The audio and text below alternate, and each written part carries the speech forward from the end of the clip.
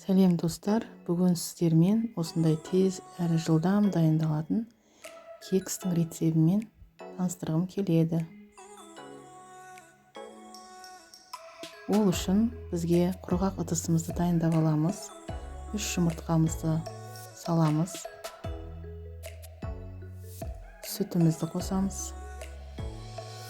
Ерітілген сары май, 82% сары май қолданамын. Және де қантымызды қосамыз. Осы құрамдағы заттарымызды жақсылап венчиктің көмегімен осылай араластырып дайындап аламыз. Енді сұйық массамызға құрғақ затымызды қосамыз. Ұнымызға 1 шай қасық қопсытқыш және ванилин қосамыз. Осылардың бәрін жақсылап біріктіріп араластырып, 1 келгі сұйық масса дайындап аламыз.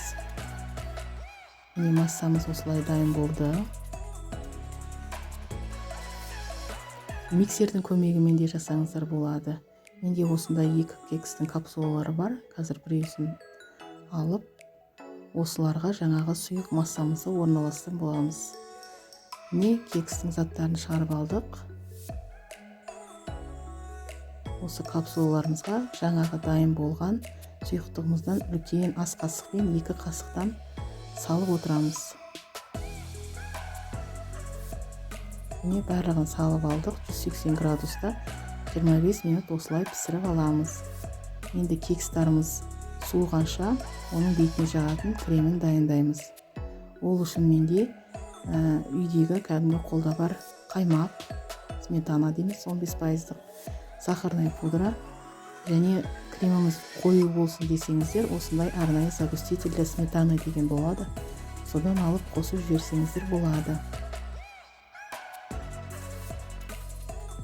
Енді қаймағымызға қант ұнтағын қосамыз. Загустителімізді қосап, жақсылап осындай миксердің көмегімен араластырып аласыздар. Міне креміміз дайын.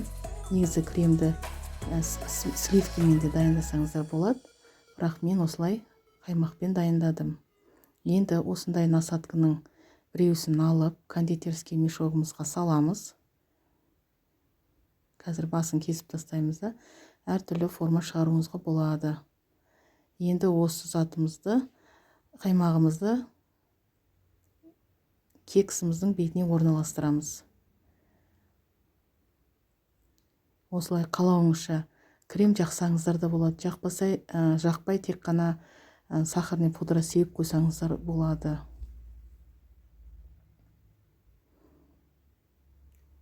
Әркімнің өз фантазиясына және ұнатқан дәміне қарай осылай әдемілеп ұсынсаңыздар да болады.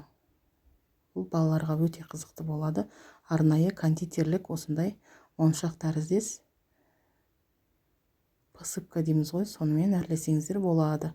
Ас болсын.